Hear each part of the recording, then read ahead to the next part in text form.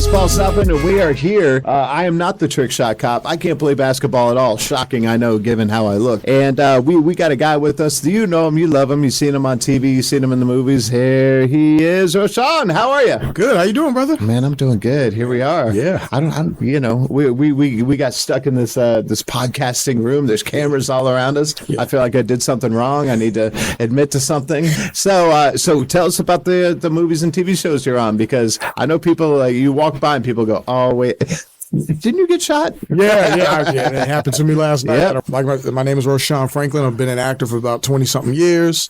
Most recently, people now recognize me from FBI. I've been on which is a Dick Wolf spinoff show of Law and Order and all that stuff. So I was on there for the past 5 seasons, season 2 through 6. Unfortunately, I got killed off, but that opened up doors. Spoiler. Yeah, spoiler. Well, that already aired, and a lot of people, when they see it, already like, upset about you're the guy that got killed on FBI. Yeah. So now I'm that guy. But now I'm on Tracker, which is the new #1 show on TV on CBS and Paramount Plus with Justin Hartley. I come in season 2, episode 4. So it opened up. I'm still on CBS. Yeah. But one door closed, another one opened up, and I'm here, you know? It's nice to be #1, isn't it? Oh, man, it's a good vibe. FBI was #1, and then Tracker knocked it out of this spot. So.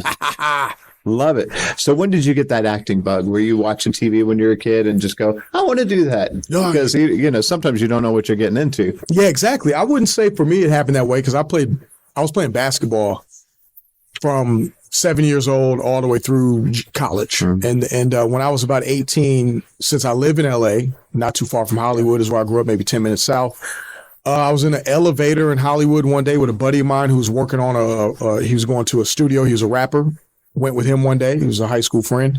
And the agent was in the same elevator, like a talent agent. And I was cracking jokes in the elevator. Agent thought I was an actor. I tell him I'm not. Gives me his card. He says, hey, man, if you want to be an actor, give me a call. Now you are. That's it. And instead of giving him a call, I went straight to the office in that building, knocked on the door. Hey, remember me 10 minutes ago from the elevator? And they signed me on the spot. Did not know how to act. Never took a class. Had no headshots, didn't even know what that was. And they just took me in. And this is during the time where agents were actually talent agents. Like, they were actually looking for talent. They were trying to break new artists in. That's not really a thing anymore like that. You kind of already got to have something cooking for them to be interested. But back in the day, they used to actually look for someone who can be an actor. Like the first Superman, he was a waiter in Hollywood. Jonathan Roth. Brandon Roth. Yeah. Brandon Roth, which I played basketball with this guy, but he was a waiter, never had any jobs, and then they were like, hey, you look like Superman, and they made him Superman. Like, that doesn't happen anymore, but this was during that kind of era, and from there, I went to acting school and learned how to act, and started taking it more seriously. And went to New York and trained and stuff like that. But yeah, man, that's how I started. So it wasn't like I was a child wanting to be an actor. Yeah.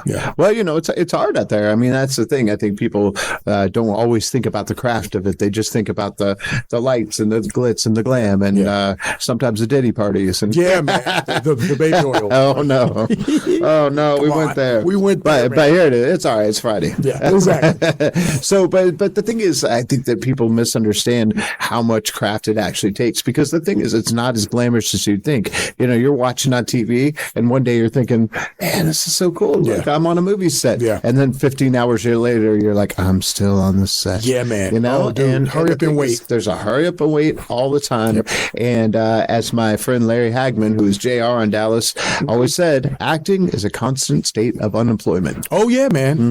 Maybe 90% of the time is looking for that next job. Yeah. I mean, if you do get lucky and you hit a big show and you become a series regular and stuff, that's about, if you're lucky, 3 to 5 years of work, right? So what are you doing with that money? How are you investing it? How are you parlaying that into other things? And because when that show is gone, who knows when you'll get another show? Right. I mean, it's a luck of the draw. It's a roll of dice. And you have to learn how to be comfortable with being uncomfortable in Hollywood. Because you might hit something you think is going to be a really big life-changing job. It flops at the box office. You do a big national commercial or something, it doesn't air. Yep. You get a big pilot, they don't pick it up. Mm-hmm. You know what I mean? It's so unpredictable that you have to be a particular type of person. Oh, yeah. To just say, hey, man, this is the life I chose and this is what it is. I'm going to live my life waiting on a phone call. That's right. Waiting on a yes. Mm-hmm. You know? And that's hard too, because there's also imposter syndrome. You know, I've had several big actors tell me that they're just kind of waiting for someone to be like, hey, get out of here. You know, you're not. Right? Exactly. Yep. You know, and it does happen. And I think that's the thing that people don't realize is that, you know, you think that it takes someone that's super confident, but you have to remember the artists are also very sensitive people, you know, and so, you know, it's constantly trying to, you know, pick yourself up and dust yourself off. A lot of that. And not get emotional about things that, well, it's, you know, people are like, oh, it's just business. Well, business is my life. You know, like this is my business. It is my life. It's my livelihood. Yeah. So how do you kind of keep your head above it all? Because it is hard. You know, working actors have it the hardest. Yeah, man. Good question. I think that's the majority of the work is what are you doing in between jobs to keep yourself motivated and positive. And so that's really the self-work you constantly have to do. So for me personally, it's I'm very close to my mom. Mm-hmm. She's a praying woman, Christian lady. So she keeps me on track with my spiritual side, prayer, believing in God, right? So for me, that's number one. That's the foundation, right? Because if I don't look to something outside of me to help check me, you can go crazy in the business that I'm in because it's just so inconsistent. Yeah. So I would say, you know, God is number one, and then taking care of myself, taking care of my body, gym, boxing, yoga, anything that kind of helps me feel good physically, eating good and things like that, reading, you know, anything that's, you know, constructive things that keep me from not thinking about Hollywood. Exactly. I don't want to get absorbed with what's the next job? Why didn't I get that? Why isn't my agent calling me? It's been 2 weeks. No phone call. Hey, forget that. You know what? I'm in the gym. I'm praying. I got yoga. I'm hanging out with my best friends, doing stuff. So having a full life outside of Hollywood is going to help balance you. So then when you do book a job or when you get a big audition, it's not so much about I need to book this job. It's, hey, this seems fun. Mm-hmm. Let me go to this audition, knock it out of the park for myself. Whether I get it or not, I got a great life going on. The money might not be there. I might not, you know, I'm still trying to make ends meet or whatever, but I got friends. My family loves me. I got a gym that I like to go to with friends there. I'm eating, you know what I mean? Like the simple things are intact. And I think that's where the longevity is. Because, you know, at this point in my life, man, whether I get the job or not, it's fun having the audition and being able to have the opportunity. And to me, that's the win. That's right. I did a good audition. Yeah. It's a W. That's right. You know? So what are we going to see you in coming up next? Well, still on Tracker. So it's a recurring role. So just waiting to get back on there. That's please don't shoot me. Please don't.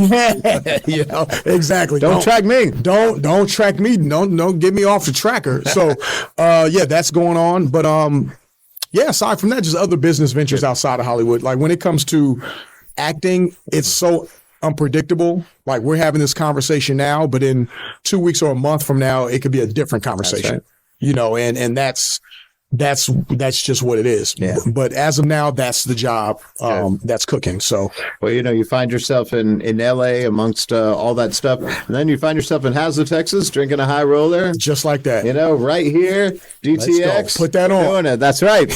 But we're happy that you're here. Yeah. And I know there's a lot of good things coming, so we're going to keep an eye out for you. And we're glad that you came here all the way to DFW, to Hazlet, Texas, to be here in the studio. Love with your friend, the Trick Shot Cop. Yep. That's not me, by the way. I want to keep reminding you that if you bet on me for basketball, you will lose. Oh, yeah. But you're going to win if you listen here because you're going to find some good stuff. Stay tuned. We got more for you coming up next. Appreciate you.